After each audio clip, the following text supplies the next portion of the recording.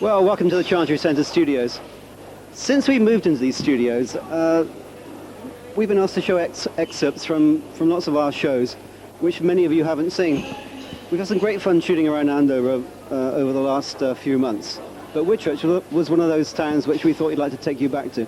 And first we're going to go and see the Whitchurch Vineyard, which was quite an eye-opener for all of us.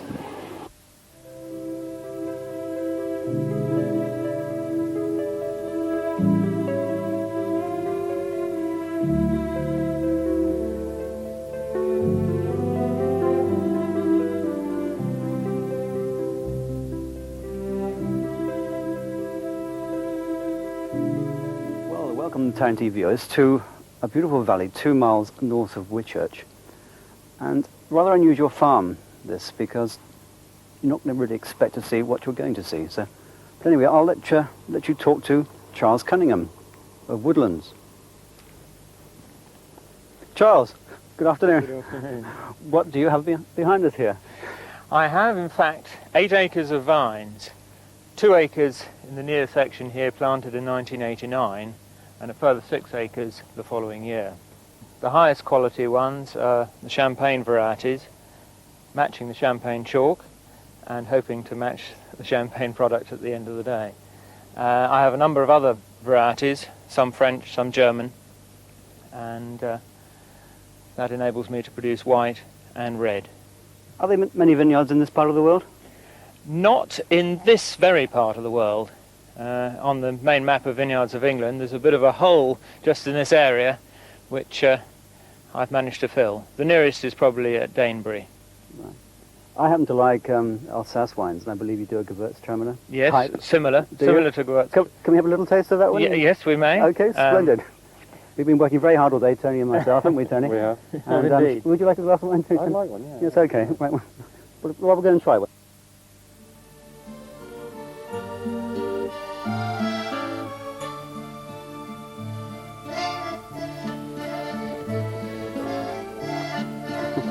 Yes, hidden behind the bush. Here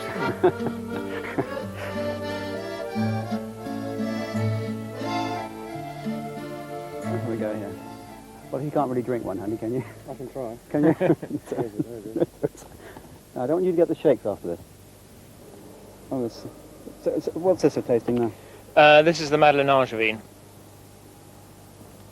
which actually it's mostly Madeleine Angevine with a little bit of Saval, which is the rather rotten growing variety there, or slower growing, I should say. That's superb. What's the proof of this one? About 11? Yes, it's actually 11.4%. And this is 92. Yeah, from last year's harvest.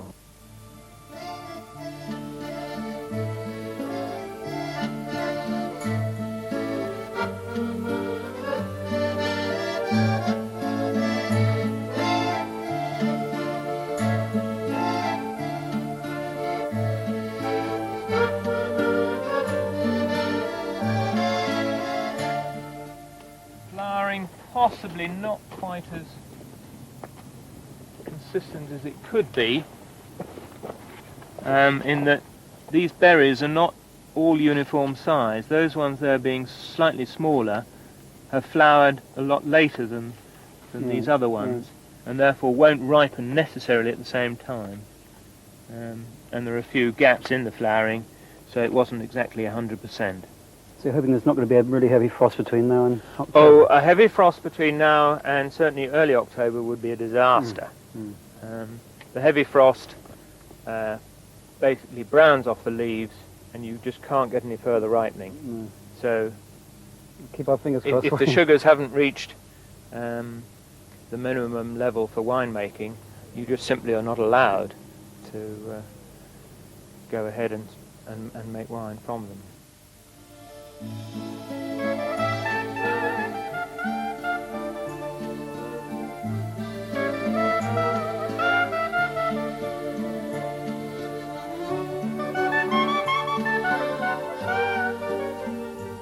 now on the red, yeah? Yes, this is my second red variety to go along with Triomphe, that in fact makes up an approximate 50-50 blend for my main red wine. Now, red wine usually takes longer to mature, than white, and in fact I probably won't be able to sell this until the early part of next year. So that's well over a year since actual harvest. So you're telling us it's Asian oak? And at the moment the wine is in fact sitting in oak barrels and picking up some oak nuances and generally aging. And many people rush their red wine to the marketplace. I'm desperately hanging on, and hopefully the end result will be a better product.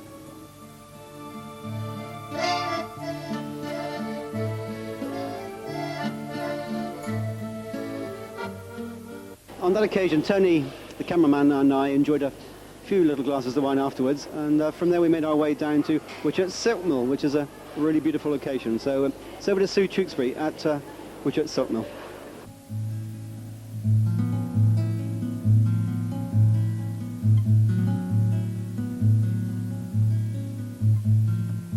This is Whitchurch, and it's Whitchurch Silk Mill. It's so lovely. I'm here with Mike Fisher, who is the mill manager. He's the weaver, and I'd like to ask you how long you've been here. I've been here 8 years now, since the Hampshire Buildings Preservation Trust took over the mill when it was in danger of closing. And the mill itself, how long has that been? That was built around 1800, and the machinery we're using at the moment was put in about 1890, so it's been here over 100 years, the machines. And it's still in production? Yes. We're going to see from the start to the finish the story That's of right, the silk mill. yes. Super. Well, couldn't be a nicer day for it. It is so beautiful, so peaceful. Do you feel as if you're part of the 18th, 19th century and not of this cruel world? Well, you say it's peaceful, but when you're in there among the noise of all the looms, you'll see it's not quite so peaceful. I think that's what we'd better go and find out. Okay. Thanks.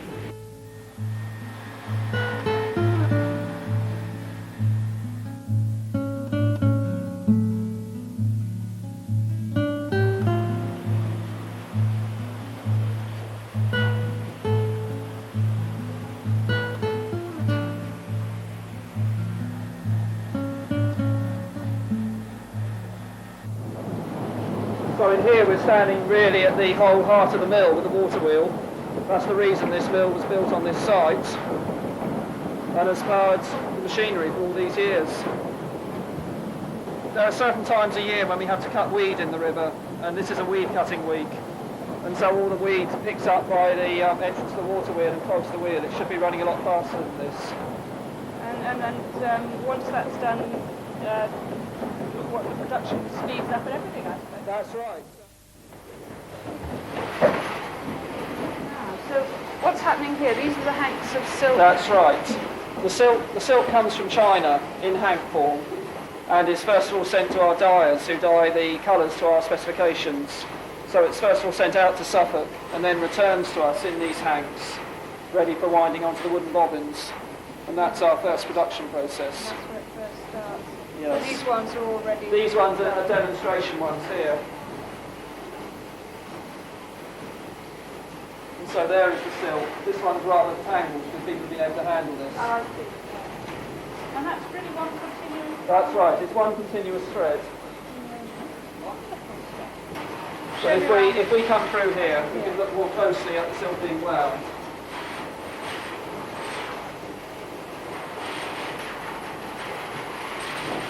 So the silk comes to us in these hanks, and the end that we wind from is tied to one of these cord ties, so that we can find the end for starting winding.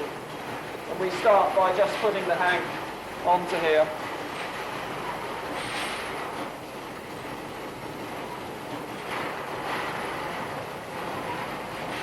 And then we're ready to go up onto the machine.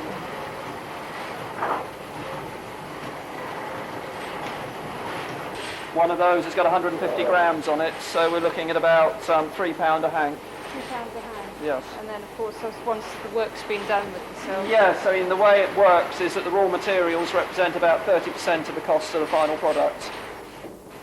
The rest is our labour input. What's happening over here?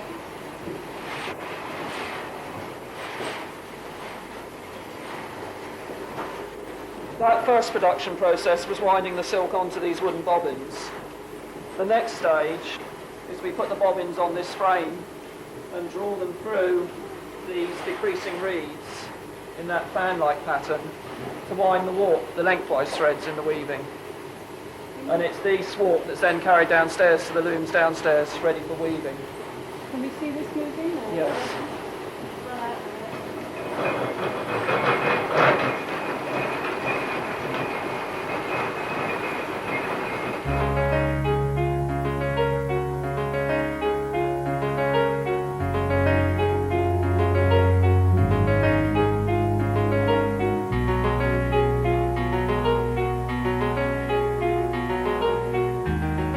So the warp you saw being made upstairs is at the back of the loom here. And those are the lengthwise threads that are prepared upstairs. Yeah.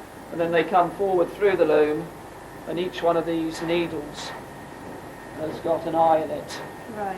with one thread going through each one. And as these lift up and down, so that makes a gap here for the shuttle to be carried across. Through. And that's what carries the weft thread, the crosswise thread through. So setting this up must take hours and hours, does it not? It would, yes. To draw each one of those threads through there by hand, and then also through this reed by hand, would be a week or 2 weeks' work. When we start a new job, we don't need to rethread it completely each time, as long as we're weaving the same quality, and each loom tends to be set up for a particular quality. We can simply join a new warp onto the old one, and that saves a lot of time. But in that warp there are 7,600 threads. And how many people have you got working here? There's 4 of us on the weaving side. And then obviously for the visitors. That's right, yes, there are shop and tea room staff for the visitors and office staff as well that cover the administration, yes. And if it wasn't for the visitors, you don't really think it would be done, do you? No, the mill is very much a joint effort in that the weaving sets out to cover its own costs, but nothing more than that. So the general running costs of a building like this have to be supported by the visitors. It must be one of the very few mills up and running. I mean, it's like a living museum. Yes, I think the thing that's unique about this mill is that it stayed in production. It didn't close down and then restart as a museum. It's been in continuous production. And that's probably due to 2 people. One is someone called James Hyde, who took on the mill in the 1880s. And he was still running it right through the 1950s when he died at the age of 92, coming into work every day over that period. And then also Ted Moss, who retired only in 1985 when I came along, had been here from the 1930s. So there was that type of continuity. Without that, I don't think the mill would have kept going. Is there anything else on the mill? Yes, there are other fabrics. I can show you here some upholstery fabrics.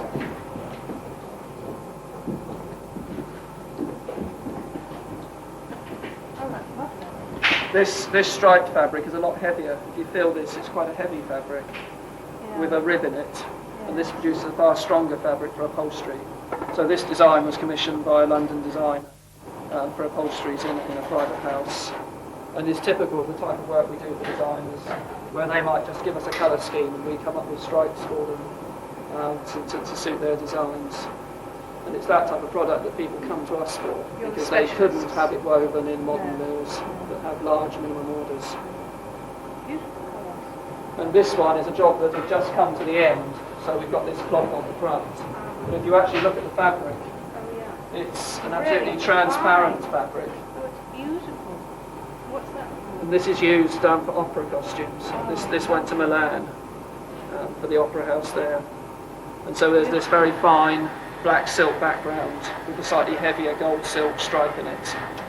And so that would be laying over the top of other fabrics in the costumes. And we can actually purchase some of this. Some of these silks are available from our shop, yes. And these are actually very reasonably priced. They're designer silks that are normally sold in London, but we get some seconds here that come at very reasonable You're open prices. all year, aren't you? Yes, that's right. So you can come and do your Christmas shopping here as well. Will. So you don't have to come in, I mean, you can come in and... No, we're open all year round, Tuesday to Sunday. So we're open every day of the week apart from Mondays, 10:30 till 5. So it means that we're often quite popular at weekends through the winter. If you get one of those wet, cold. Well, or one of those sunny January or February Saturdays or Sundays. It's an ideal trip out when so many other places are closed. Well, I think it's been a real treat. I've enjoyed every minute of it. I really have. Thanks very much.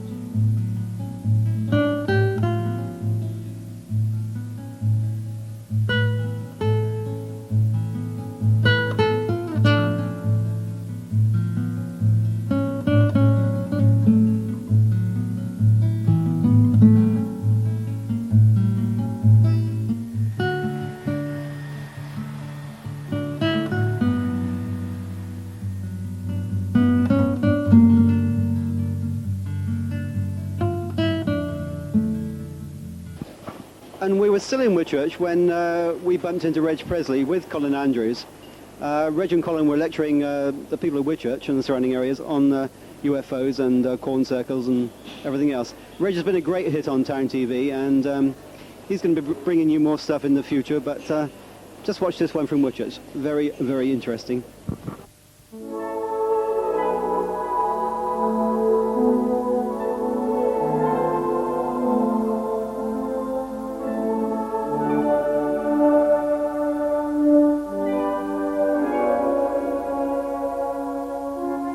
Reg, here we are in Whitchurch. So you've got a full house in there tonight. Can you tell me what's going on? Colin and I are doing a crop circle update. There's a lot of information to be learned tonight. In fact, hot off the press is some of the more recent photographs that were flown this afternoon, actually. So we've had to work hard to get it together. And Colin's in there now, and I should be joining him about 9:15. And we hope to be covering some strange aspects as well as the natural phenomena. I've just seen the guy at the back of the hall there with like headphones and brain waves going onto computer. What's this guy That's right. It's incredible, and I don't fully understand it yet, but he puts a band round his head and he can pick up any kind of alpha waves and different things that you get as you walk into crop formations. And this is the guy who's just flown in from America, is that? Yeah. The Japanese. Yeah. Whiz kid. Right, okay. Well, best of luck for this evening. Thank you. Have a good talk, and we'll see you later on. Hope so. Okay, cheers. Bye-bye. Thanks very much. Bye-bye.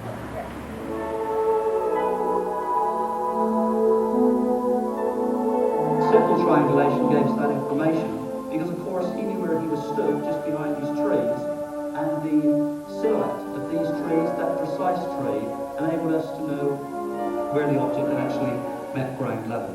That's just one of many, many strange events of that kind, but it's not my job, obviously, and it never has been, to bias or influence your thinking. I'm simply going to give you some of the facts, which leads us to get somewhere near a conclusion related to the cause of this phenomenon.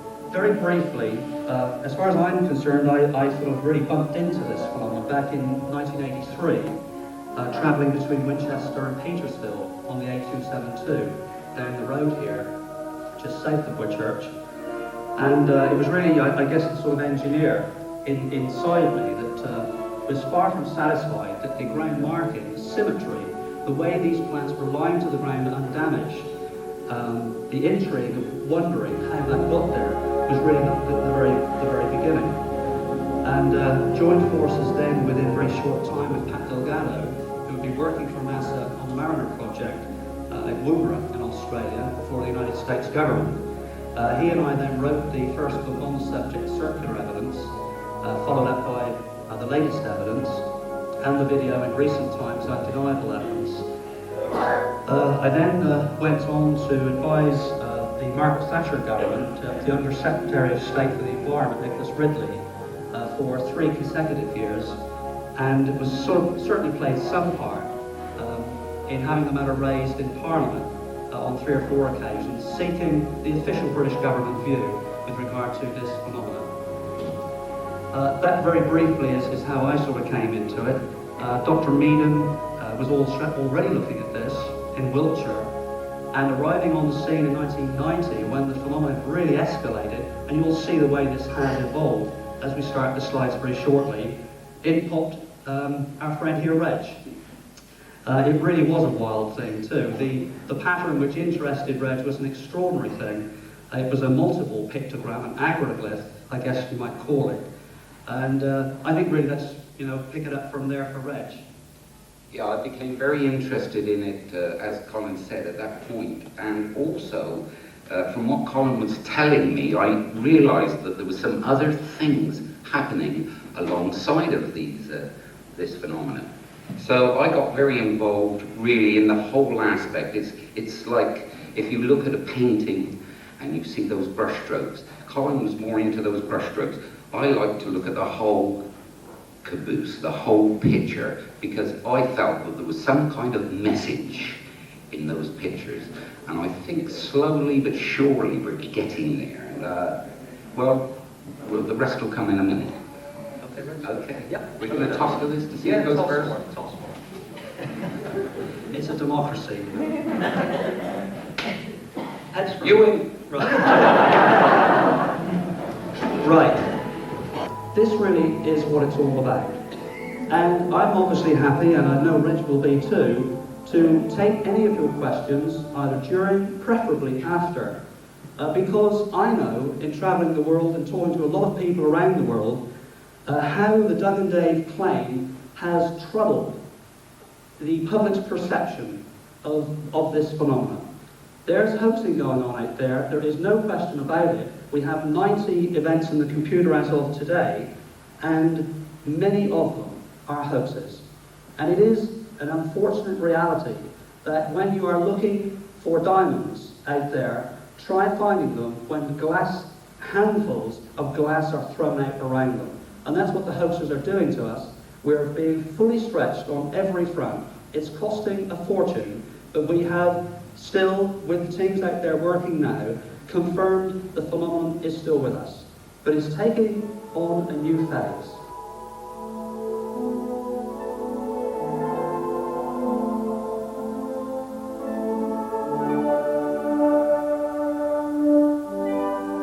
They know that the Earth won't take it, and they're trying to tell us in the sketches, in the fields. Whether we will ever listen, I don't know. But I think we've got just a few years left before things really get out of hand. I'm going to show another section of the film now. This is the first time I've chatted to people. I normally have to just say the next record is Wild Thing, and that's all I have to think about on that.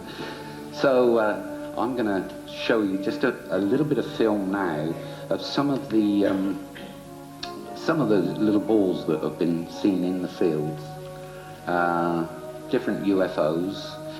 As long as you go away and you can talk about it amongst yourselves, to your friends, the more people that know what is going on, the better. Because we, as people, can change the government's idea. They won't keep shutting us up forever. We will win. And it's the quicker that we can do this, the quicker we can move on to a really good new age. I'll say good night to you now, but carry on watching if you wish.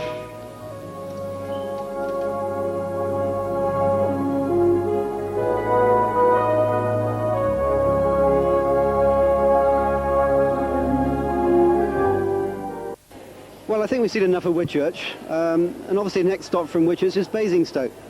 Dave and Claire Graham took a day trip over there back in the summer, and they had a great time out. So let's go and see what happens in Basingstoke. Well, here we are, gang. Where are we going then, boss? Well, I thought I'd take you out for a day trip. We're going to the beach. We're going to the beach. Are we? Going to the beach? We're going to the beach. Excellent. Lovely. What's Town TV doing under the beach? I hope we're going to the beach. That's what you told me in the brief anyway this morning. There we are, you know. I always treat my presenters well, don't I? Treat them well. I treat my presenters very well. Yes, he does. Treats us well, takes us to the beach. Hey, but there's a secret day out for Town TV. We're not going to the beach. He's on the way to the beach. And all the old Town TV viewers. So, All the old Town TV viewers, all Yep. the young ones as well. well, the young ones as well, they can sit back. All the buckets and spades are packed. Tan my legs. Down the legs. No, don't. Please don't do that. It's August bank holiday. It's a lovely sunny day. Claire looks stunning. David looks A wreck. Ish. after his... Alan, Look, here comes the turn off for the old seaside, mate. Down to Bournemouth. Lovely. Here we go, here we go. This is a football team, mate. Look, whoa, get that car out of the way. Look, there it is. They're going to the beach as well, but they've got their camera. Excellent, we're going to the beach.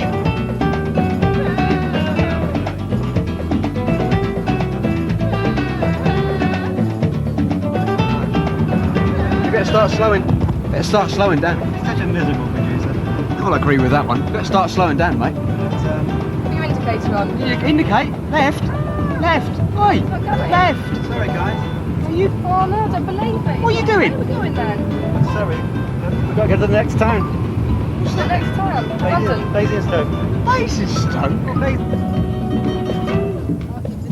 The M3 look lovely this time of the year. Bank holiday Monday. Yeah, it's really nice. Isn't it? I just love looking at it.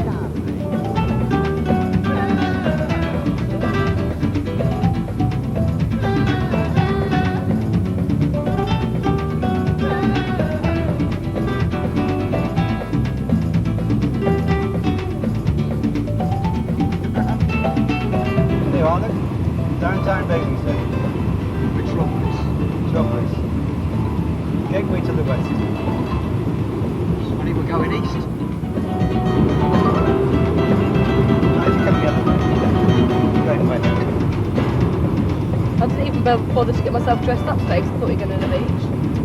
Well, there's no point putting any makeup on, is there, if you're on the beach, because I'm only supposed to be up, so. Claire and I are here today. We're outside Warner Brothers in Basingstoke. We're going to have a trip round and find out what's going on. I tried to get Claire to come to the pictures with me last week, but stood me up, went ballet dancing. What can you expect from a woman like this, eh? Sorry, Dave. Thank you. So we're going to go out, but Alan's turned has said that we're not actually going in there. We're not going to the pictures now after all this? I You mean, dragged I've us all the way. actually come with you now and we're not even going in. Apparently, we're going ice skating. Going ice skating. Well, better go and try the skates on then, don't we? Try that for size.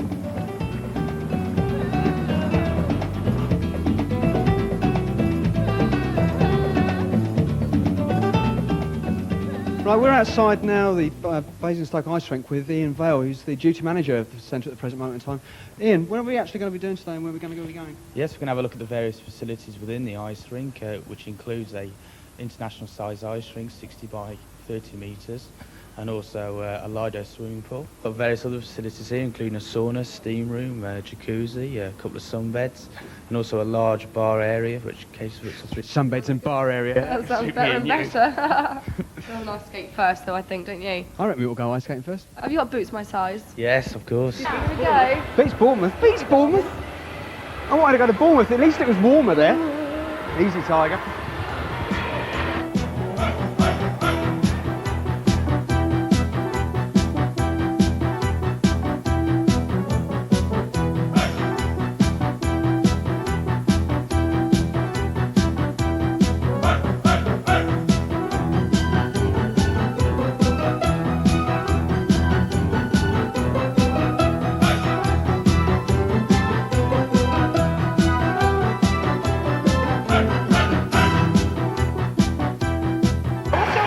Trevor White, Trevor White, and where are you from, Trevor White? Basingstoke. Basingstoke. Do you like Basingstoke? Yeah. What sort of things are here for you to do? Ice skate, swimming, bowling, golf. There's golf and cinema and horse riding. While you're here, what's your favourite then? Ice skating. I think they've got to say ice skating while they're actually here in the ring, haven't they, Ian? Thank you very much for talking to Town TV then, and hopefully we'll see you again, okay? Cheers, mate. Bye, kids.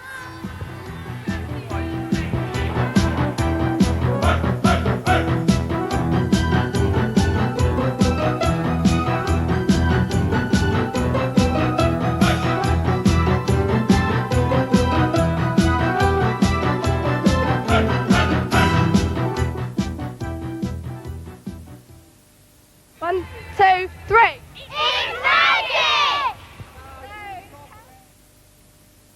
Yeah, this is Town's television, yeah.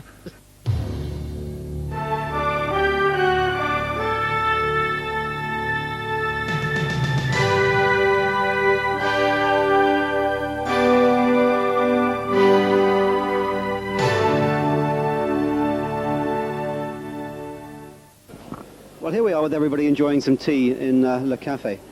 In our popular on-site reports, one of the most requested places we visited was Twinings, where obviously you got a very good cup of tea made for you. A lot of viewers don't know what goes on behind the big silver tower on the Andover Ring Road. So if you sit back, Sam Twining will show you around.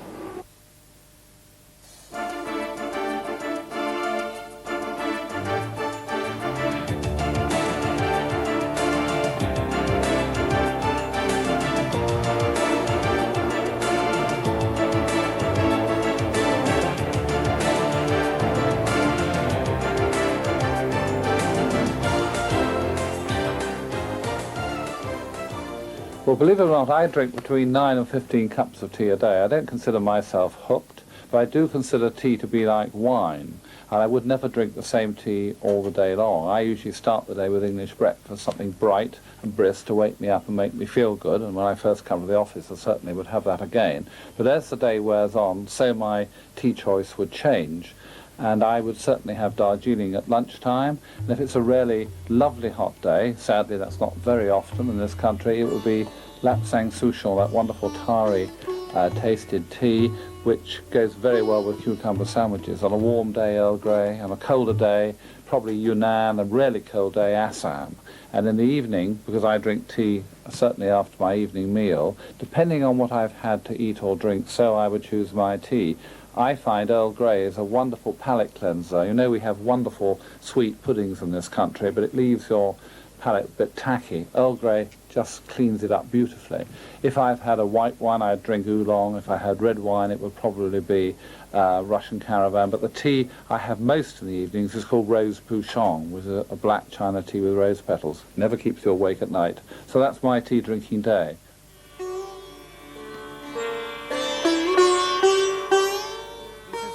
Of the process. We have brought tea from China, India, Ceylon and other places and put it on our other warehouse on the Walworth estate, and when we're ready to blend it, then it is brought here, and it is rather like a housewife making her cake. We put together on the table the eggs, the flour, the sugar, the raisins, whatever else is going to go into the cake. And so these are teas which have been unopened since they came from a tea garden, which when opened and mixed together would form a blend. We're now standing at the tea chest opener, which is a noisy business, but it's much better, and the top is sawn off, the lid removed and the chest turned upside down, and the tea then goes up to the top of the building. And so all these bins are full of fresh tea, which in an area where it all smells of tea will keep well, and then we just roll it through to the mezzanine floor, pull the lever on the bottom, and the tea falls by gravity to the packing machines where we're going next. These are some of our tea bag machines, which we'll be going to look at more closely, which are producing tea bags for the export markets.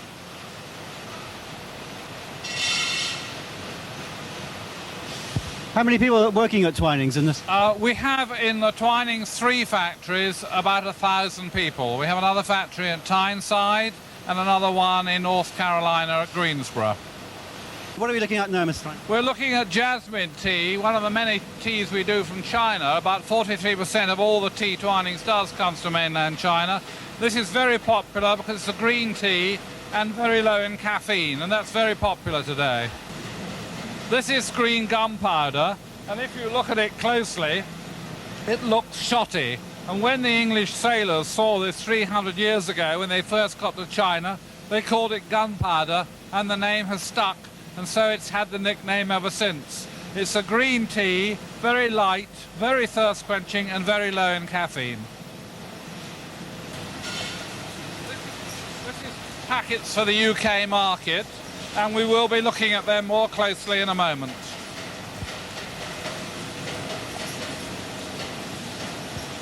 This is for export, all different types of tea bags for the export market.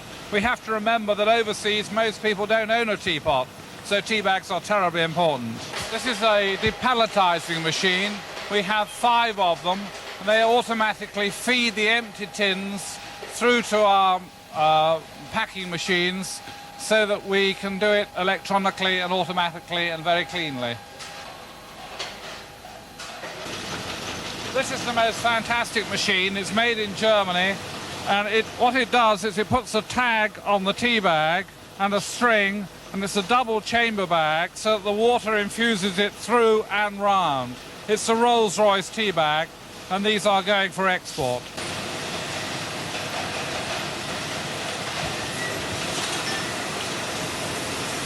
We saw these tins just now on the depalletizer. Now they're being filled on a multiple weigher and shaken to get the tea down, brought along to be lidded, dated, and then cellophane wrapped.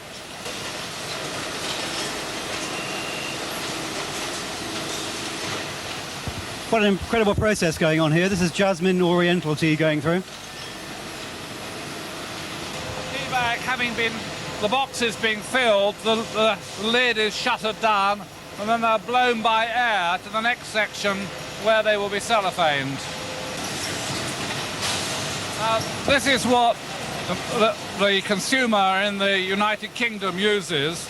It's a carton with a moisture-proof liner bag which is sealed to keep the tea fresh, and because we drink so much tea in Britain, we don't need to put it in a tin as we do for export.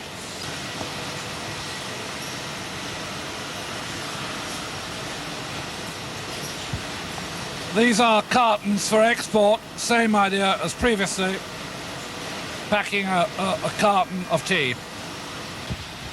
In the hotel rooms I've been in around the world, I'm always finding Twinings tea. Do you find that's a very good selling point if Twinings are in a hotel room? Enormously important, A, because we sold them to the hotel in the first place, and because then they're sampling people who have never tried Twinings tea before. Very important part of our strategy. We saw the tea bags being put in their boxes. Now they're being cellophaned and then actually put into a carton automatically and then taken away to be finished off, believe it or not, with a robot.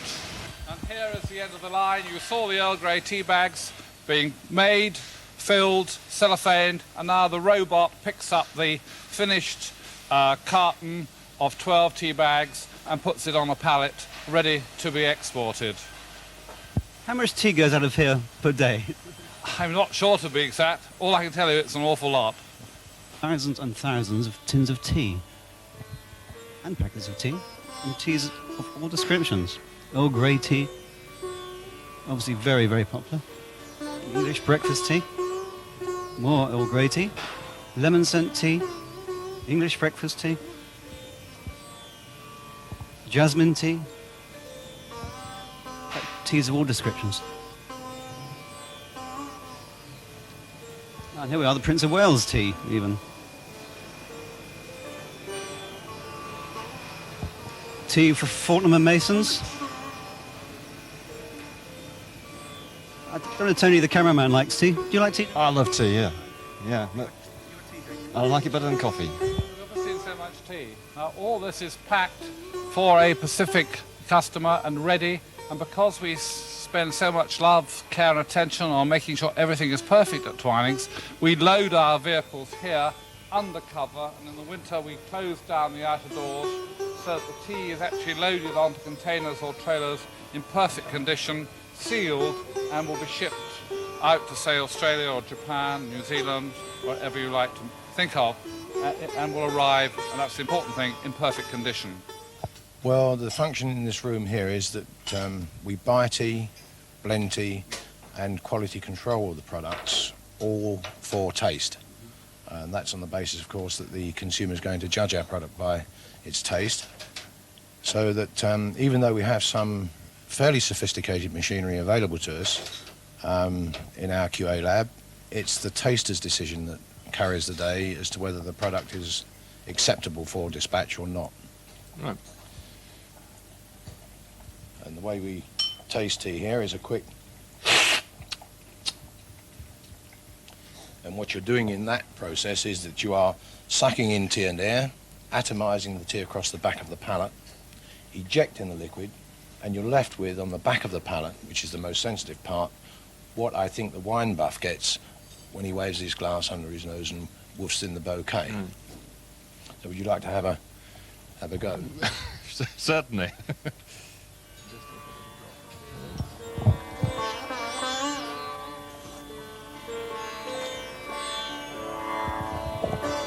Very nice.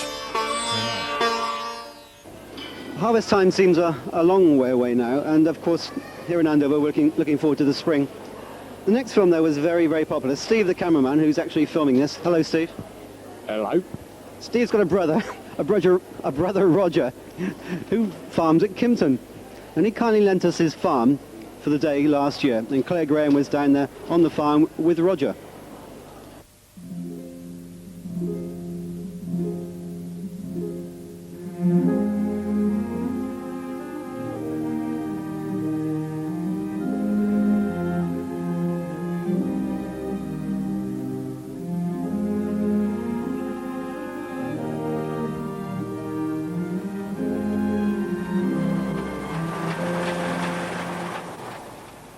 This is Claire, not Reg Presley, in the middle of a cornfield. We're not looking for corn circles today, we're actually watching the harvesting being done in the middle of nowhere, which is somewhere near Kimpton. It's actually quite handy to have our sound man here. This is Steve, soundman. Where? He's got relatives, well, his relatives own this farm actually. I think there's a chap standing over there on the tractor. We're going to go and have a chat to him in a minute, find out what they're doing with it and why they're doing it and all the rest of it.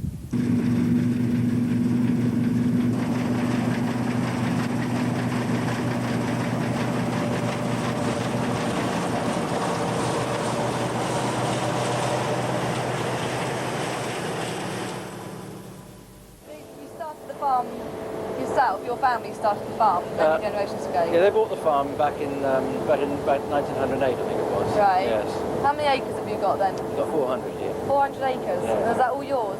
Or your family's? The family's, It yes. is. Yes. What have you got growing here then? Well, it's a mainly arable farm. We've got wheat, barley, we've got peas, linseed, and oilseed rape.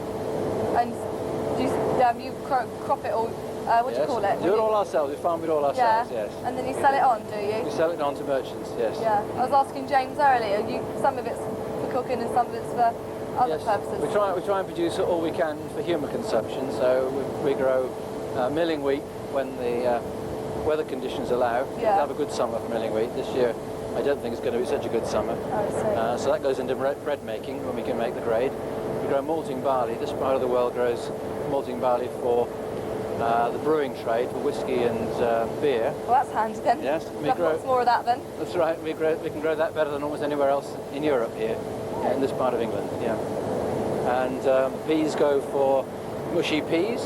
Mushy peas, pea soup, and dried peas. Yeah, and then they process them on, obviously. That's right. Oilseed rape goes for cooking oils and margarine. And the linseed, nobody quite knows what happens to that. It goes into the linoleum and cricket bat oil, and I think the paints industry. Combine's out there, it's cutting it. The heads of corn are going into the tank to be stored, and those straws coming out the back being chopped onto the ground. So you're not collecting the straw then? No, the straw's being ploughed in. Why aren't you collecting it then? You see the big roll. Is that not what this is made from? Well, we don't need the straw this year. We usually bale it just if you need it or to sell it. Plus, a lot of wheat straw isn't baled, so it comes better use being ploughed back into the lands.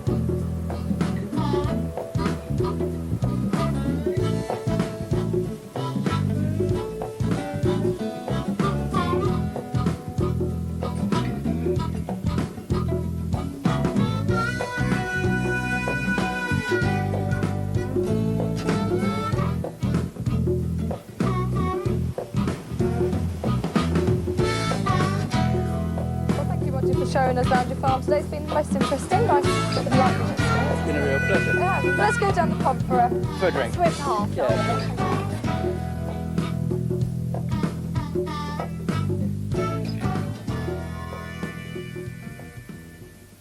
Right, it's Wednesday night. It's the 2nd of March, and it's 9:20, and the bar in the Danebury Hotel is almost complete. I'm stood here with Steve Provis, who's going to be running this beautiful, beautiful hotel and the beautiful bar. So, are you nervous about when's the opening going to be? Hopefully Friday night. Steve, do you think you're going to make it? It's a bit like having a challenge, isn't it? That's right. There's times when we wonder, but yes, we're sure we'll make it. Yeah. We're sure we'll make it. Yeah. All the guys here have been working very, very hard to get this. Yeah, I've had 27 working here today. They started at 6:30 this morning. They finished about half an hour ago. Really? They've all been going all day, so yeah, I'm sure we'll make it. Yeah. And you've unearthed some nice flooring over there. Yes, we pulled the carpet up and there was a nice block flooring, and we decided it was it would be better to cover it again, so we've polished it. Okay. So what do you model this bar on? There we are. What's it modelled on? It's modelled on a Cheers bar. I mean, it looks like a Cheers bar, and that's the style we're going for. It's a relaxed locals Cheers bar. So what are you going to call it? It's going to be called the Massachusetts Bar. Well, I think it's a very good name, actually. Cheers, Boston. Cheers, Boston, all the bits and pieces. That's a fact, nobody can spell it. No, well, I wish you every success with this. I'm sure it's you. going to be wonderful. We're going to be following you right up to the opening night. I'm sure you'll be here on the opening night. We'll be keeping our fingers crossed. Okay, Thank thanks you. for talking to us, Steve. Thanks.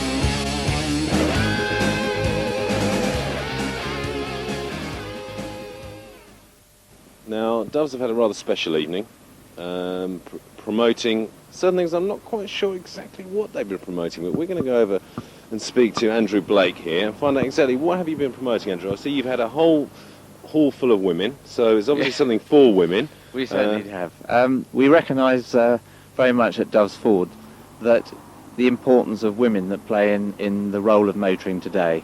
Women now take up to 45% of new car purchases. We recognise that fact, and therefore tonight we've put on a special Ford On show in conjunction with Ford Motor Company to promote the Ford product, safety, and all about the motor trade in general, really. Okay, thanks very much, Andrew. And I believe you have Jane Alexander here. Jane, you've actually been presenting specific things this evening to the audience. What kind of things have the audience been seeing this evening? Well, most of all, we've been directing the show towards safety and security. The main idea being to give women a sense of their own control over their car and themselves when they're driving alone at night, when the weather's bad, things like that. We're going to show them a video a little later about that very specifically. We also try to keep it light, so we have a bit of a fashion show as well, which just sort of takes the heaviness off things because it can be quite intense. We have people from the RAC, each dealership, and Andrew Blake's dealership here is no exception, often helps out a great deal by having other things for women to see, like wheel changes, sometimes some MOT displays. Some dealerships have diagnostic equipment which can show you what on a car needs to be fixed. And women have found this very, very interesting. So we split them up into groups and we send them into the workshops, onto the forecourt, and we just keep them busy, really, as well as informing them. That sounds good to me. Now, obviously, Andrew, women are now becoming a far more important group in terms of car purchases. What kind of percentage of women buy other purchases of new cars today? Well, as I just said, a survey's just recently been done by Ford Motor Company, and it is over or up to 45% now of women are buying new cars. And there's been an enormous change round in the way women buy cars. And it's important that we take advantage of this and recognise that fact, and that's really why we're having our night tonight. It's a very special night. We're proud to be able to put this show on, and so far I think the women are enjoying it. Which is Okay, and we're looking forward to the rest of it. Andrew, Jane, thank you very much. Thank you.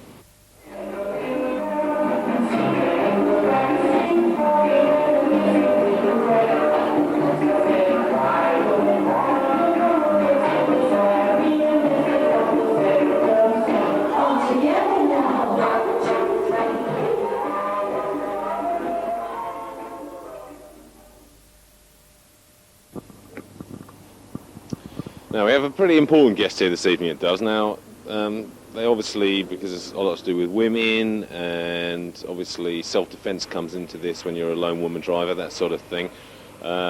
Judo might be handy, might be giving you a few hints about who I'm with. I'll tell you. It's Kate Howie. How are you, Kate? Fine, thank you. And what have you been telling the audience this evening? Just basically how judo could help you if somebody attacked you, either getting out of the car or if you're stuck on a motorway or something. Right, but obviously it takes more than you giving them the odd tip. I mean, they've got to go and spend, I think you probably spent years doing it. I mean, would somebody go and say, you know, one class a week, how long would it take them to be in a position where they could really protect themselves? I'd have to say 12 weeks if it's just one class a week, but I mean, if you've got a block, then 2 months. I mean, you've only really got to know the basics. I mean, most of it's common sense what you do, really. So, just take it from there. Right, well, that's pretty quick. I mean, that would, if somebody be able to have that confidence after 12 weeks, that's pretty good. Anyway, away from cars and things, how's competition going? Very well at the moment. Got back from Germany this weekend with a silver medal in the World Masters, so it's going quite well. Fantastic. Anything coming up? Got the European Championships in May. So High hopes? hopefully get a gold this year. I've had a couple of silvers and I'm fed up with them now. So. Too many of them. Yeah. Clattering up the bedroom. Mm-hmm. Okay, Kate, best of luck and good luck from, I think I can genuinely say, good luck from everybody in Andover. We're proud of you. Thank you. Thank you, Kate. In this area we have a particular problem with theft of tools from vehicles, which without being sexist or feminist is predominantly a male problem rather than a woman's. We also have a problem with theft of handbags from cars and also theft of car radios. And it's really to try and promote ways of securing car radios and also to remind the motorists that a car can never be a totally secure environment for property, and that they shouldn't leave anything of value in the car unnecessarily.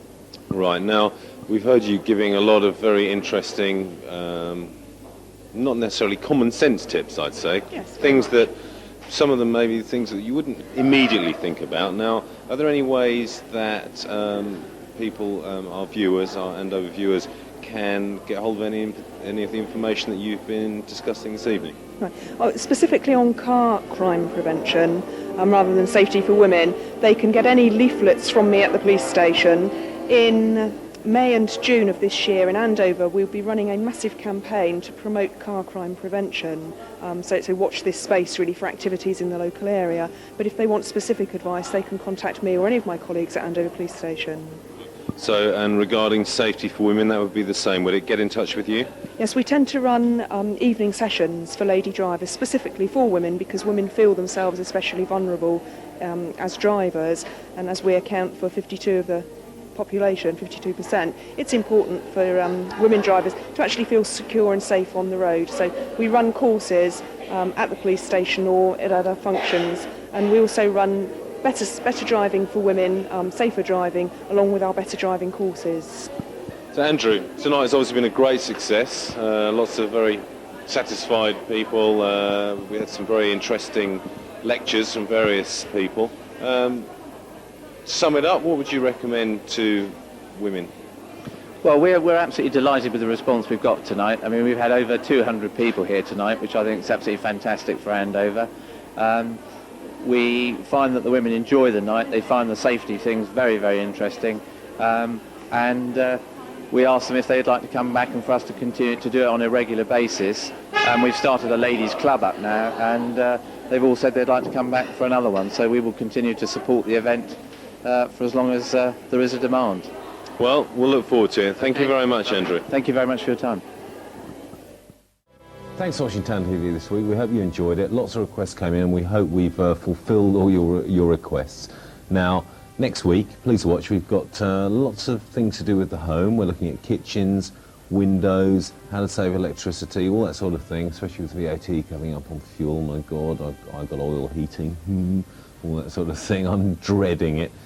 Now, next week, on top of the home features, we've got me driving tanks, which is a lot of fun. I had a lot of fun doing it. I hope you look forward to watching it. It was very, very good fun.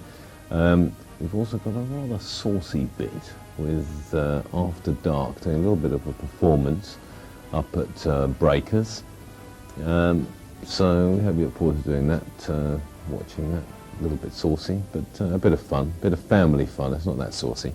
Now, as I say every week, please call us on 0264 and 33 55556. If you've got any information, any bit of gossip, anything you're doing, whether it be sports, theatre, anything like that, give us a bell or pop in and see us at the Cheltenham Centre studio. We look forward to seeing you here. And if you can't come in, tune in. See you next week.